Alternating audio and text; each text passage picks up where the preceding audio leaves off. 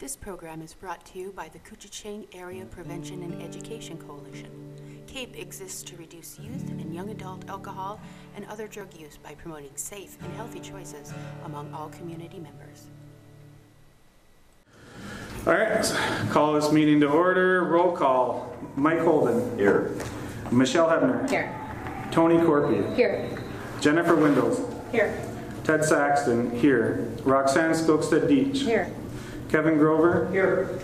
We have Terry Murray video conferencing in. Terry Murray. Thornton, Colorado, here. And Ella Barr Jeffries. Here. Please stand for the Pledge of Allegiance. I pledge allegiance to the flag of the United States of America and to the republic for which it stands, one nation, under God, indivisible, with liberty and justice for all.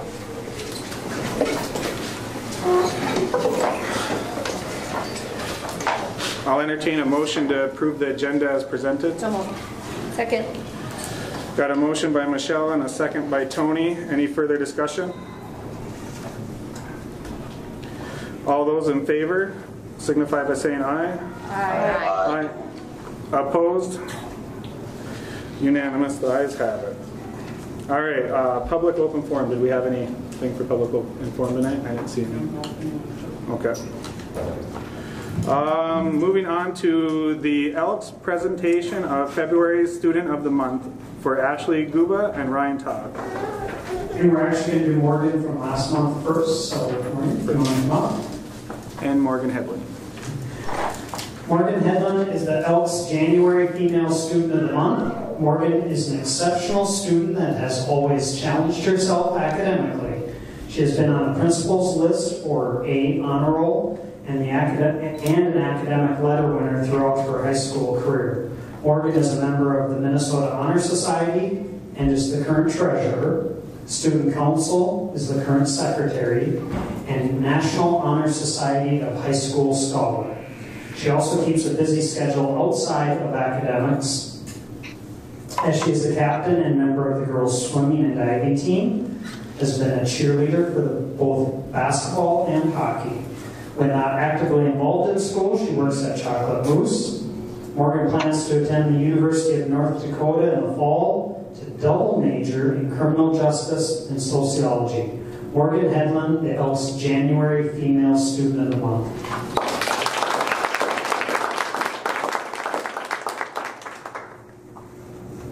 Is Ashley...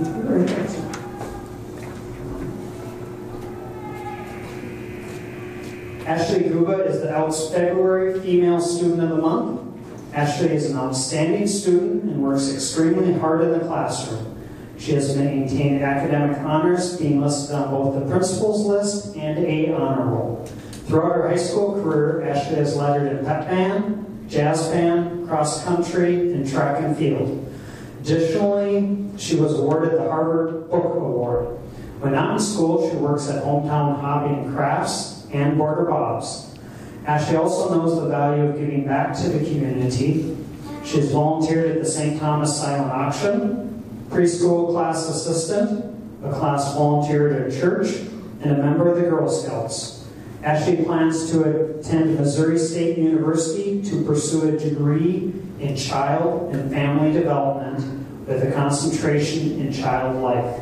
Ashley Guba, the Elks February Female Student of the Month.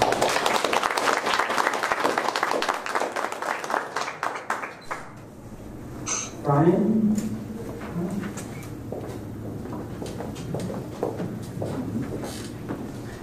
Brian Todd is the February Male Student of the Month. He is a fine, upstanding young man in both our school and community. Brian is an academic letter winner that has been on the principal's list and an A honor roll throughout his high school career. He is a member of the Minnesota Honor Society. Brian also values giving back to the community as a volunteer. He has been involved in Ruby's Pantry, the food shelf, serving meals for the Evangelical Covenant Church, Vacation Bible School mission trips, VFW leaf collection, and is a Voyageurs National Park volunteer.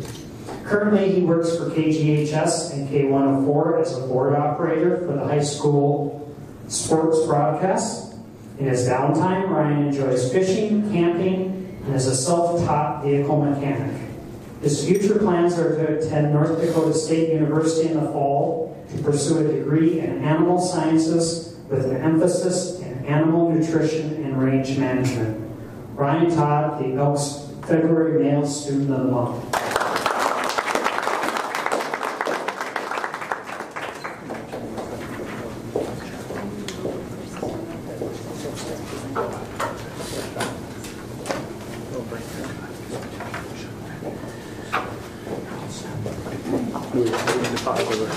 Okay.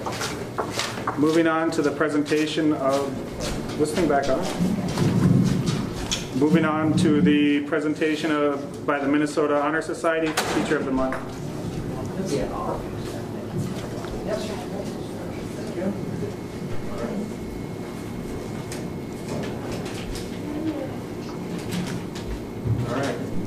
We have done this now for 3 months, and we're still enjoying what we do here. Each time we have presented to wonderful, hardworking teachers, and today we have 2 more great teachers. They are not just teachers. No, they are people who care and share and love their own students. Our first one, the Falls Elementary Teacher of the Month, has taught for 24 years. She is currently a first grade teacher, and I proudly present this award to Mrs. Orn.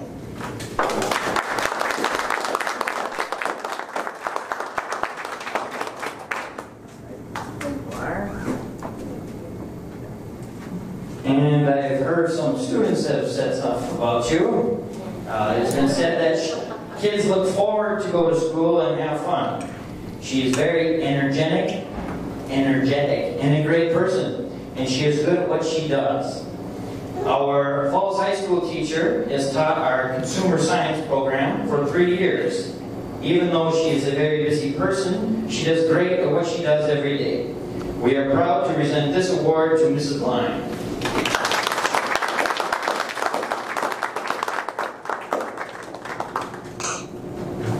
And here's what's been said about you. She cares about every student, is always an outgoing teacher, no matter it's a bad day or a good day, and is a great teacher and cares for students who have never had her before. Thank you very much.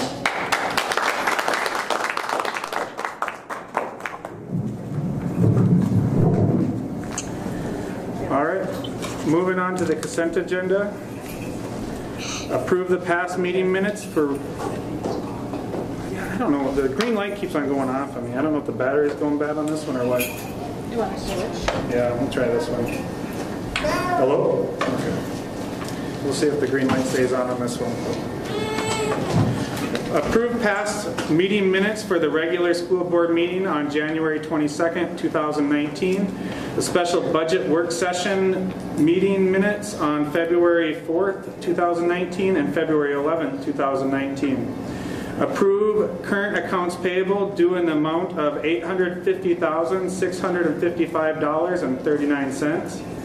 Approve payroll in the amount of $380,794.37 for pay periods January 18, 2019 and February 15, 2019. Second reading of School Board Policy 524, Internet Acceptable Use and Safety Policy. Second reading of School Board Policy 520, Student Survey Form. Second reading of School Board Policy 511, School Fundraising. Second reading of School Board Policy 510, School Activities. Second reading of School Board Policy 505, Distribution of non-school sponsored materials. Accept resignation effective immediately from Tammy Jones, paraprofessional on unpaid leave of absence. 9.1, accept resignation of Susan Palm, school nurse, due to retirement at the end of the 2018-2019 school year. Approve hire of Cheryl Hendrickson as head girls track coach for the 2018-2019.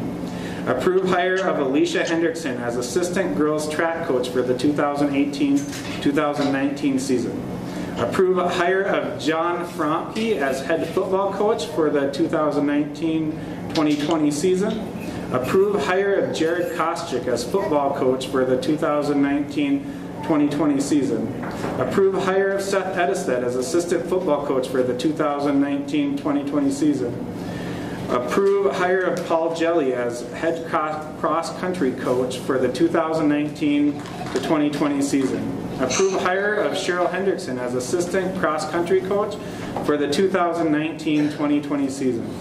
Approve hire of Courtney Olson as paraprofessional effective March 4th, 2019. Approve contract with Northland Counseling Center for services provided until January 30th, 2019. Sorry, July, what did I say? January. Oh, okay. July 30th, 2019. Approve contract with Kevin Gordon for summer ice time rental in Bronco Arena. Approve rental request by Falls Figure Skating Club for summer ice time in Bronco Arena. Accept the American Indian Parent Advisory Committee resolution.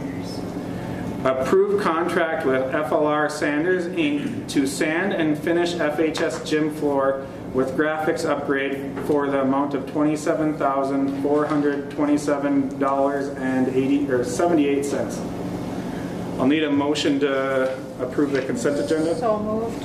I'll second that. I've got a motion by Roxanne and a second by Mike. Any further discussion? If I could just make a couple comments. First of all, thank you to Sue for numerous years of service. She's not done. She'll finish the year out. Tammy Jones was out on leave, if you recall, and has submitted a resignation that she's not coming back. The Northland Counseling Center, just so you're aware, it's an annual contract, and typically they have provided, it just fell through the cracks. It's one we do on an annual basis. And so that's why it's kind of late, and it's for a short period of time as we continued on the old one that should have been updated.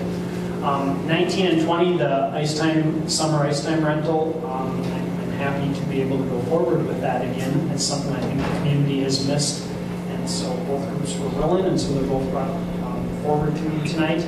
And the last thing, which is on their 10-year plan and is part of the summer work, that stuff's going to start coming forward, is to redo the gymnasium next door here. Complete. Normally we sand it down and put, I'm going to say 3-4 coats of wax on. This is an actual down to the sanding of the gym floor, redoing all the painting, stain or paint depending on what you do. It is approximated to last about 20 years. I can't tell you when the last time, honestly, it was done, where it was sanded all the way down. So you did have an attachment, and the reason I wanted to throw it at you is there's two options. Just to sand it and do the normal painting like it is right now is just over $20,000. If you wanted more of the newer style, and that's why I included where you have a thicker border, you get the fancier Bronco in the center and some colors. It's not saying that it has to say Falls Broncos. We can figure out if you want to say Falls Broncos, if you want Purple Pride, Bronco Power, or whatever, but there's an additional cost of roughly $6,000. Looking at it, it's a 20-year commitment. I guess I'm recommending that we go forward and have it look like the more common gymnasiums with the thicker outline, the purple. We are recommending also a stain, which is actually less expensive than the paint, but they recommend the stain lasts longer, and you can't get quite as dark a purple. That's one thing they pointed out compared to, but they feel it's better for the floor and it'll allow movement better. So that's the recommendation that's coming forth, and like I say, we can goes forward, figure out what exactly we wanted to say between now and then, but they want to get it, obviously we want to get the company booked in. Kevin, so your recommendation is that we spend the $6,000 extra for an improved graphic? Well, for the graphic and again, it's facility money, okay? Obviously, eventually you run out of facility money. The question is, over a 20-year commitment, you want it to, I'm going to say, look more current, more common, if you will. And I guess I think it's worthwhile. If you don't, you can go the standard route where it'll have the thin outline you know, similar to what it is right now, no graphic with a Bronco in it, and so on, because they come in and it's not something we can do like, you know, painting on the ice next door. I mean, this is done. So I guess I think for the pride in your facility that is worthwhile. But it's your, I want to get front though. It's extra money, you know, and that's on that sheet in your packet. I think it's a good investment. Any further discussion? Got a motion and a second. Call it to a vote. All those in favor signify by saying aye. Aye. Aye. Opposed? Motion carries. Okay, next up, let me get my sheet here. I just had it on the top. All right, resolution of acceptance of gifts and donations. Whereas School Board Policy 706 establishes the guideline for the acceptance of gifts or donations to the district. Whereas the International Falls School District Board encourages the support of the district educational programs through gifts or donations that meet the goals and objectives of the school district. Whereas Minnesota Statute 465.03 states that the school board may accept gift or device of real personal property only by the adoption of a resolution approved by 2/3 of its members. Therefore, be it resolved, the School Board of International Falls Public School ISD 361 accepts with appreciation the following gifts, donations, or grants received by the school district. PCA Mill of International Falls, FES Obstacle Course, $1,500. Mr. Pete Foundation, Art Project and Miss McDonald's class, $1,219.87. Paul Bunyan Rural Telephone Co-op, FHS Scholarship, $300. PCA Mill of International Falls, Winter Sports Games Admissions, $3,000. I need a motion? So moved. Jen's motion, I'll second Jen it. and Rox. All right, all of those in favor signify by saying aye. Aye. Aye. Opposed? Ayes have it. Okay. The next one we have, we'll need a motion to set preschool fees for the 2019-2020, and we have two options on the table. And we'll entertain a motion for either of those, option A or anything for that matter. I'd like to make a motion for option B. And it's preschool based on free reduced guidelines, increased by $10,000 to determine eligibility to attend free or assessed fee for service, with class offerings similar to the school year. Okay, I have a motion by Mike. Do I have a second? Second. Does that mean that I can't make a motion for A? You can. You have to amend that motion now. Well, not necessarily, but I do get where you're coming from. So, but anyways, further discussion. We have a motion and a second. That's the proper thing to do. So. And I guess I would lay out to you, we've had conversation over 2 working sessions with regards to this topic, and this is the one at hand now. Obviously, there's a variety of other things budget-wise that will come up down the road here. Scheduling is going on. But for now, the question is what to do with preschool. And again, as was stated at the working sessions, it is a second to none, preschool. Very happy with, very proud of the things that the preschool program has done. It has been said, we put it up against any preschool. The question is, it is not state-funded, fully funded. We get money through CFE, we get money through the Pathways 1 and 2. You have a sheet from the working session with how all money factors out currently.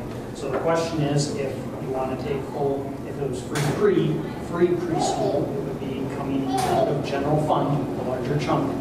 Or if you want to go with what has been proposed, option B is kind of the way it's going right now. It has run the last couple of years. And then we say we'll adjust the free and reduced guidelines based on the new standard, which we've done the last couple of years when the federal government puts that on. I would like to say that I've spent a lot of time thinking about the preschool program, talking to people, and looking at our population being decreased. The smaller town is, I think, the more important preschool is. I think we have a lot of struggling parents and families, and I would like to have people consider having free preschool. Any further discussion? Are we able to amend their motion? Well, I'm under the understanding that you can. You would have to be very specific in how you stated it. Yeah, it's a little bit more tougher with the. I mean, I guess I don't see why you can't amend the motion. I can't think of any reason why you can't. So, what if we're amending it to the opposite? Well, so what would, motion? yeah. That doesn't. No, I agree with what you're saying. So you're not wrong, but here's the deal. We go up, we vote it yes or no, and then we end up voting back on the initial motion either way. And you are allowed to go up twice with an amendment. The trick is the other one's on here as well. So what would your amendment be? I guess So what is would the your amendment be? question. I would like to make a motion that we provide free preschool for 2019-2020. So that's why you're in the I guess the way I see it, problem of, Yeah, so you can't have both of them on the table at the same time. So here's the deal. If you want, I'll help you out here. If you want to amend the motion, it has to use language like we need to strike this from the original motion, or add this to the original motion.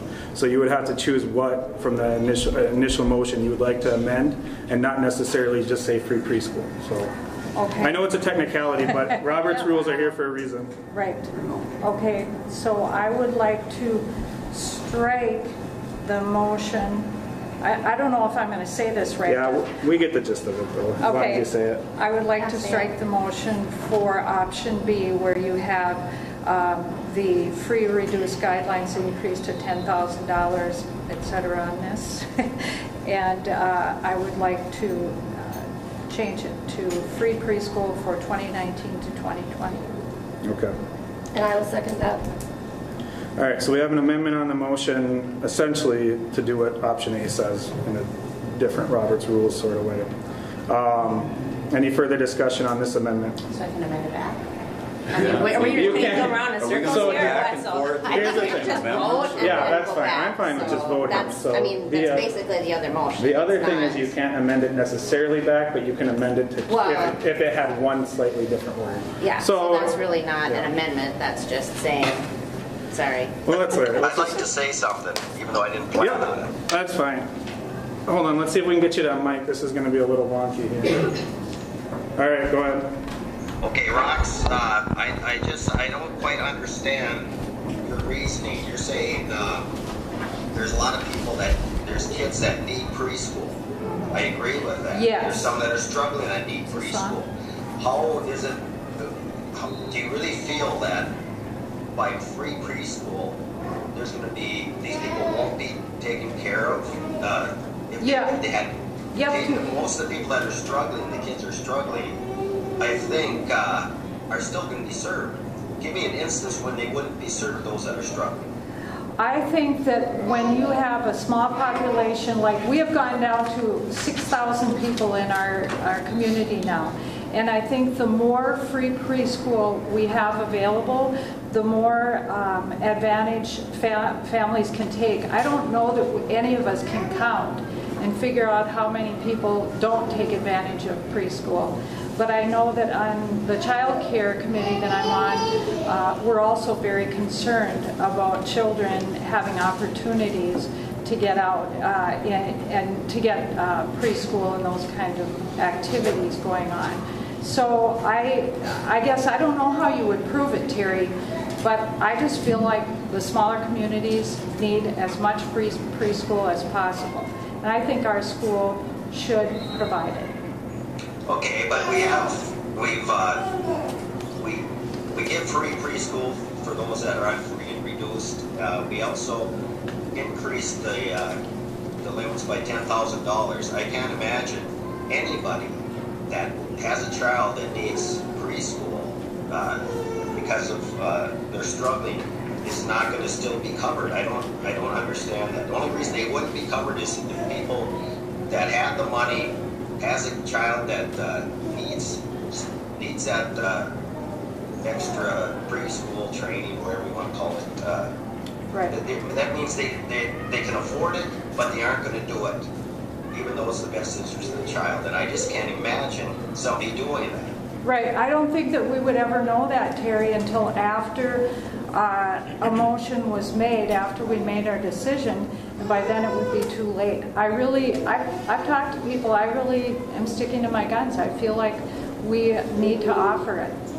Okay, no, I'm just trying to understand. I still don't. Well, I'm trying to understand too how you say if they're above that limit, then they're able to afford it. But how are we to judge who can afford it and who can't? And we don't know the other payments, their doctor visits, everything like that. I would say that is literally our job, though, to decide that. Yeah. Like I'm not saying that It's all attached where to you're coming everything from that is they wrong. have. I'm just saying that we do have to decide that. That's our job. That's why we have. That's one of the problems I actually see with this whole payment schedule that we have is we have 10,000 over the free and reduced amount. And not that I think that that's the right thing to do. The problem is what happens because people have to apply for free and reduced there's no way to know that that somebody's 10,000 over, and I think that makes it a little tough. I agree with everything Terry just said, except that'd be the only problem I have with it is how do you that 10,000 is kind of. It's the right thing to do, but how do you... The process is the same way. They apply just like they do. They have to verify, their income. So they do have to verify. Okay. And again, it's a confidential process. They go and work with Michelle in the business office. So I mean, you can increase it any dollar value you want, and they prove it the same way as proving free and reduced. Okay. All right. I guess I should have assumed that was happening. I think the way we're doing that right now, and we're still not getting almost half to pay. So. Well, I think that conversation hinges on what we decide right now, basically. So, any further discussion on anything that we haven't discussed related to this? Okay, right now we have a motion and a second, essentially to offer free preschool off the amendment from option B. That makes any sense. So I'll now entertain a vote on this. All those in favor of the amended motion signify by saying aye. The amended motion. Which is free.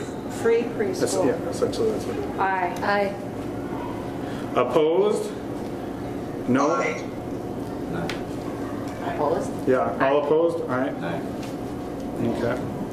So the motion, or the amendment, sorry, fails, and we're back to the original Am I motion. correct on 5-2 or 4? I was 5-2 it was, yeah. 5-2. okay. So now we're back to the original motion by Mike and seconded by Michelle for preschool based on free or reduced guideline increased by 10,000 to determine eligibility to attend free or assessed fee for service with class offerings similar to this school year. Got a motion and a second. Do we need to have further discussion on this? I think we just had it. All those in favor of this original motion signify by saying aye. Aye. Aye. Opposed? Aye. Aye. The motion passes 5-2. Am I correct in that? I believe so. All right, I'm putting you back down now. Okay. All right, you're really going down. Okay. Moving on to the next one, which is... All right, we have a resolution directing the administration to make recommendations for reductions in programs and positions and reasons therefore. Whereas the financial conditions of the school district may dictate that the school board reduce expenditures, and whereas there may be a decline in student enrollment projections, and whereas reductions in expenditures and decrease in student enrollment projections may include discontinuance of positions and discontinuance or curtailment of programs, and whereas a determination must be made as to which teachers' contracts must be terminated and not renewed, and which teachers may be placed on unrequested leave of absence without pay or fringe benefits in affecting discontinuance of positions. Be it resolved by the School Board of Independent School District Number 361 as follows: that the school board hereby directs the superintendent of schools and administration to consider this discontinuance of programs or positions to effectuate economies in the school district and reduce expenditures, and make recommendations to the school board for the discontinuance of programs, curtailment of programs, discontinuance of positions, or curtailment of positions as needed. I'll need a motion. I'll second. Got a motion by Michelle and a second by Roxanne.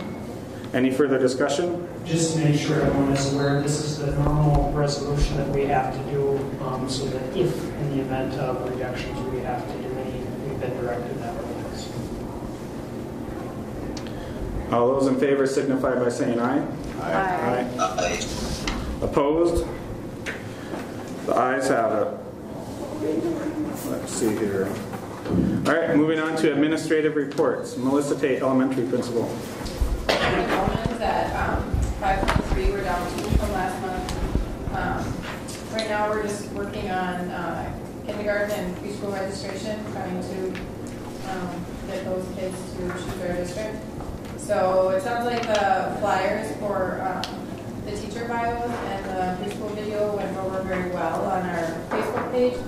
So this week I'll be working on more teacher bios for the kindergarten teachers to promote that, along with some different ideas we have to promote kindergarten classes. And then at registration, we're going to be having a free spaghetti dinner for preschool and kindergarten families to come and have before registration, just to try to get more people in the door to come and see what our program's about. I guess that's all I have. Missy, can I ask what the FES obstacle course is that you got UCA money for? That was something that Mrs. Nelson did, so I don't know the specifics of it, but I know that we're letting her money to switch some things to have a obstacle course. I know a little bit about that. In our class, I think it's going to be related to the art program. It's like an addition to jump roping. It's another piece, and how I understood it when she was explaining it. I agree with that. You know, instead in the past, I want to say, I hope I'm correct, Evolve U has come in and kind of done an activity with all the kids. They're going to do that, but this is also another way to be active. It's some equipment that can be used, so it's more than just... And it'll stay with them, then they can reuse it. Yeah, then they can reuse the equipment and stuff like that. Okay. I am curious, since we're pretty close on that third grade class size thing, it'd be good to know if those numbers change for our next budgeting planning session, because if we lost 2 kids, where did they go? What grade it was from? That'd be the one thing I would like to see. And is Tim here? I have this. Okay. Reading here, as far as enrollment goes, 6th grade we're down 1 student from last month. 7th and 8th grade are unchanged. 9th grade is down 1 student. 10th grade is the same. 11th is down 1, and 12th is down 2. So a total of 5 students over the month are no longer with us. I can't answer where they went. Parent-teacher conferences are coming on the Wednesday the 27th, so a week from tomorrow, 5 o'clock to 8 o'clock for grades 6 through 12. Elementary on the same day, I believe, is 4 o'clock to 8 o'clock, as well as the preschool and kindergarten registration. The seniors and 10th grade meetings were held last week. They were very well attended. We plan to hold these meetings next year, but the senior meeting will be earlier in the fall. Tim and Thane both felt they went very well and were pleased with the attendance. An aftercare update, Rainy River Recovery is going to renew their adolescent outpatient treatment licensure with the state of Minnesota. They will be putting an additional counselor on board with a tentative start date for late summer. This will be for children from ages 13 to 18 years old with a possibility of going down to 12 years old. Maximum group size of phase 1 is 16 children and phase 2 is also 16 children. It's an intense outpatient treatment. The next meeting for this aftercare discussion group is scheduled for Thursday, March 14th. I know it's one Tim has reported on and been working hard. It's a need for, as much as we don't like to admit it, it's a need for students that are needing this and compared to being sent long distances. Registration materials have been handed out to all students in grades 6 through 11 for next year. Guidance office is working on getting requests input into Skyward so that enrollment data can be reviewed on February 25th, next Monday, is when Tim and I would like to start looking at it so that we're ready for March 4th. That's all Tim gave me. All right, next up, Kevin Grover, Superintendent. Okay, the first thing, and it's printed there, but just publicly to remind, work session March 4th, upstairs library, 5 o'clock. The next things in no specific order, we had the discussion at one of the working sessions to discuss or have further discussion on the PE credit. Right now there's a half PE credit that you can obtain by getting or by participating in two varsity sports throughout your career. And so it's something that Tim and I were talking, without going back numerous years and putting an immense amount of time to find out the exact number of who truly needed that. It's just hard to, dictate. When we're on a 6-period day, it was definitely used more for needed, as was talked about, for kids that could not, squeeze something in. Now it's still used, but there's more flexibility in the schedule, to be honest with you. It's not as much of, I have to take this, so I have to drop music, or I have to drop something like that. But the piece we're looking for some direction on is if we want to change it, now is the time when kids are scheduling, and some kids are kind of banking on it, or at least talking about it as they're planning, whether they're freshmen or whether they're junior or senior. Obviously, our thought is if we were going to implement, we would have to phase it in and say we can't force the seniors that are counting on this for next year to now take. But I think we need to have the conversation and are we, do you want to bring it, and I'm not saying tonight to a vote or not, but we had some conversation. I'll be honest, we don't have a firm recommendation that, we'd like to see more kids active in Phi-Ed. But then on the other hand, some of the kids that are using this are the ones that are 3-sport athletes. It's just I think it's a nice thing to leave. I like the idea of it. I guess if we did change it, it'd be nice to have it so somebody, if we changed it so that they couldn't get it at all, if we had a way for somebody who it truly didn't work out for their schedule, if they still had an option, like with a waiver or something like that. But honestly, I don't have an opinion either way on getting rid of it or keeping it. Right now, just if we were to get rid of if we don't do anything, it's going to stay going that way. I think we should just leave it. Like you said, it's 6 to 1, half a dozen the other. You're encouraging people to be in gym, or you're encouraging people to be in sports. They're both activities. Anybody have a strong opinion down there? Not me. If someone does, I guess over the next month, we need to have a conversation and figure out if you want, something brought and have formal action. But right now, we'll leave it as is here. A couple things I just wanted to highlight. I'm not going to read through the whole thing, but I think it's worthwhile mentioning. Governor made a proclamation for Career and Tech Ed Month, and so obviously we are very supportive and appreciate the career and tech teachers that we have and the great programs that they offer. So I want to acknowledge that. There is a community ed report in front of you. That is what Rachel provided to me. It does not have a cost per program type deal on it, but it has the participants on it. And I was also supposed to explain that Open Swim, Water Fitness, Taekwondo, Driver's Ed, and TAGS are not on this RegWorks reporting. So I mean, it doesn't, you know, if we had 50 kids or 100 kids for Open Swim, that's not kept track of on here, as well as Water Fitness, Taekwondo, and so on.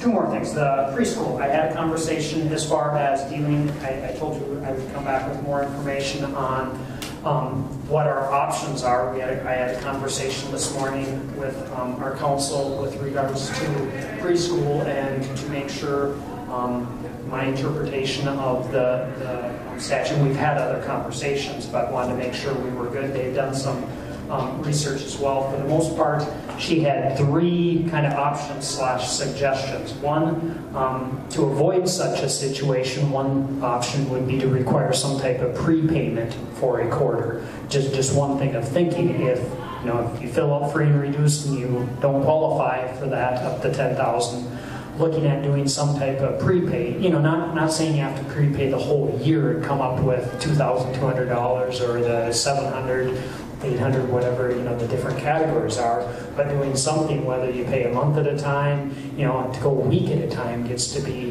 kind of tough. You're going to spend a fair amount of time. It can be done, but tracking and making sure.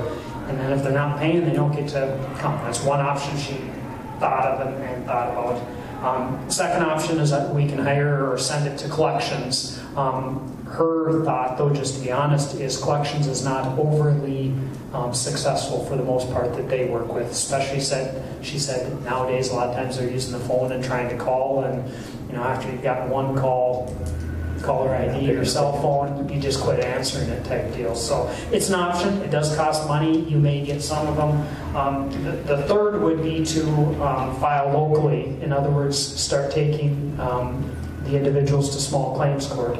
And she said typically it's a minimal fee. It might be $75, $100 to go up locally, file against a family, and start working through the process. It's not something typically you pay an attorney to come represent you. She could advise us, to lay out our argument as far as here's what they signed up for, here's what they were given as far as notice of billing, and then work through that. We have set notices, how many, when, and let a judge determine if they are going to force payment. Her stance is, and I just want to brought the statute with you, where it says the district must adopt a sliding fee schedule based on a family income, but must waive a fee for a participant unable to pay. She says, government recommendation and government stance is unable to pay is dictated by that free and reduced statute. And she said there's numerous cases where that's what they've went to. When we've increased it by $10,000, that should dictate that the ability to pay. Again, I'm not arguing that there's families with, all kinds of different things, as I mentioned in our working session, that, some of those boats, new vehicles, and life circumstances. But from her stance, the ability to pay, she thinks we would win that in a collection, going to local collections, conciliation court, whatever you want. The other thing she said is once you start doing it typically and word starts to get out, she said if you had 30 people that were on paying right now, she would not recommend going and filing on all 30. Get some order and start taking one or two. And typically once, if you're successful in the first one or two, word gets out and it'll probably go in the other direction. But that is a decision that we need to come up with, because they can then garnish wages from employers. If the judge claims that they're deemed, you can put claims on various, but it's not overly expensive. I'm not saying it's overly popular, because the whole conversation we're having is not overly popular on how to deal with such. But I think it is valid. If we don't do something, it's just going to increase and increase and increase. I agree with that. So I don't have anything down as far as making a motion or direction. I'm open to people's opinions on, unless someone has other brainstorms. Obviously, part of the process, she said she would obviously recommend doing a final letter with a notice that if you don't respond in, a certain date, that we will, proceed then to, go to, get the exact terminology, but, small claims court or whatever. And, but you need to be willing to follow through if we're going to do it, and we would follow through with all. But her recommendation was, why file on, and I don't know the number, 20, pay $50 a piece or $100 a piece, and if you lose the first one, you might have to change your stance, And so we figure out oldest to newest or do something like that, figure out a way to go. Is there a time frame limitation, did you say?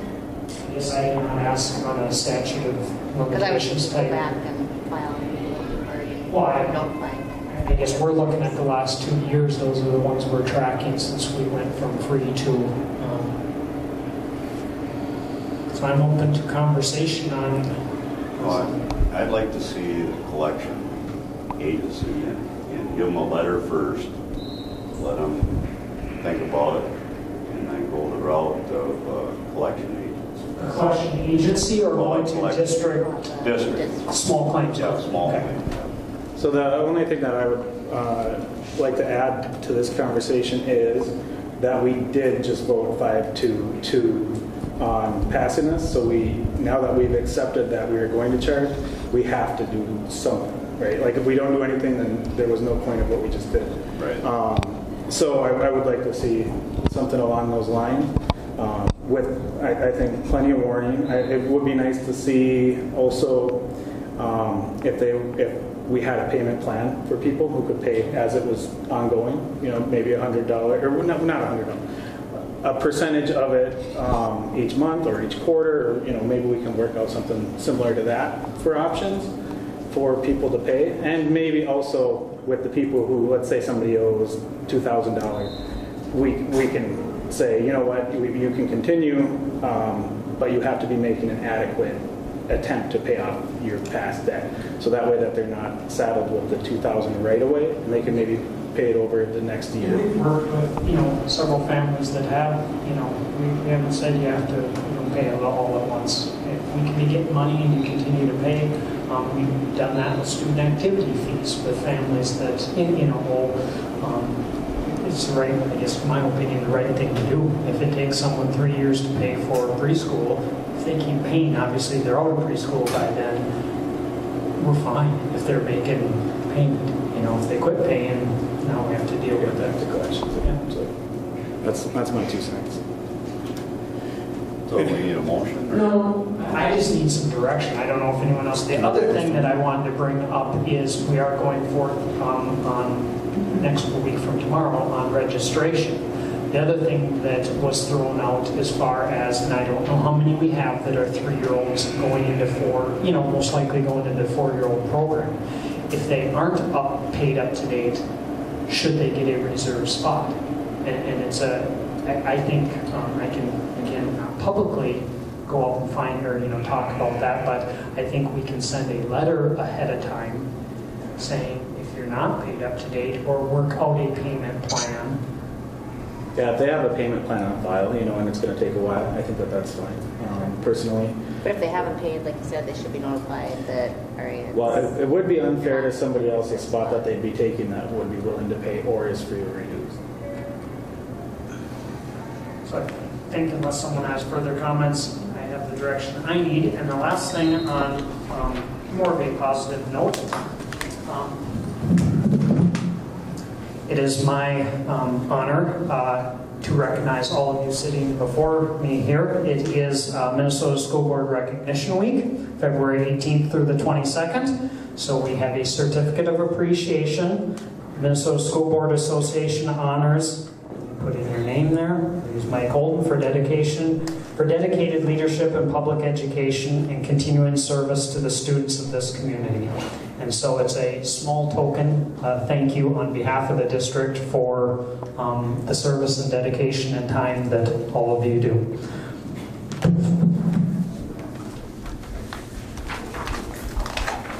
Congratulations, Terry. Thank you. I'll have it when you get back.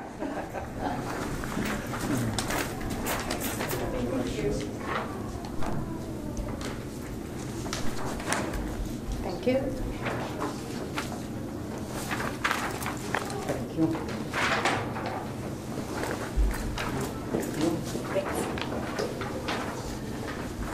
My name's spelled right, Terry. Oh, good. How about mine? No.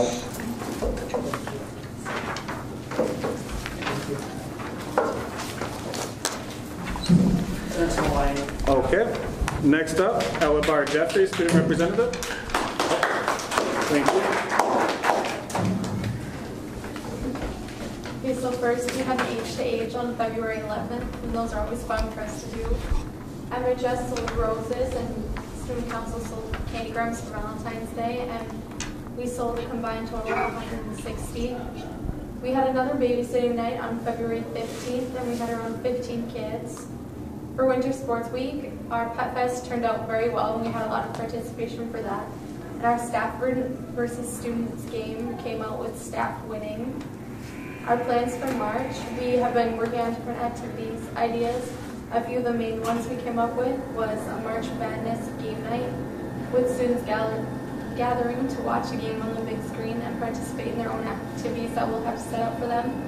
And also an amazing race we are planning, and we hope to involve the community in that. We also have our Northeastern Division meeting on March 12th, and we have 9 students going, and we have 3 students that are planning to run for a position. Our state convention will be on April 6th, and we don't have a lot of people going to that because it's the same day as prom. And finally, it's a little out, but on April 25th, excuse me, we have our next blood drive, and our registration forms will be available soon for those. And that's all I have. Thank you very much. Moving on to committee reports. Do we have any committee reports at this time? We're gonna, I think next month we're gonna find out what committee reports we'll have fallen on the previous month, and then add those so that they're in here so people who are on specific committees can prepare a sentence or two. We have a rec commission meeting tomorrow. So. Oh, it's tomorrow? Okay. Yeah, sometimes the timing of it just doesn't work out. Okay. And so now I'll entertain a motion to adjourn at 5:53 p.m. Second. Got a motion by Michelle and a second by Tony. All those in favor signify by saying aye. Aye. This program is brought to you by the Koochiching Area Prevention and Education Coalition. CAPE exists to reduce youth and young adult alcohol and other drug use by promoting safe and healthy choices among all community members.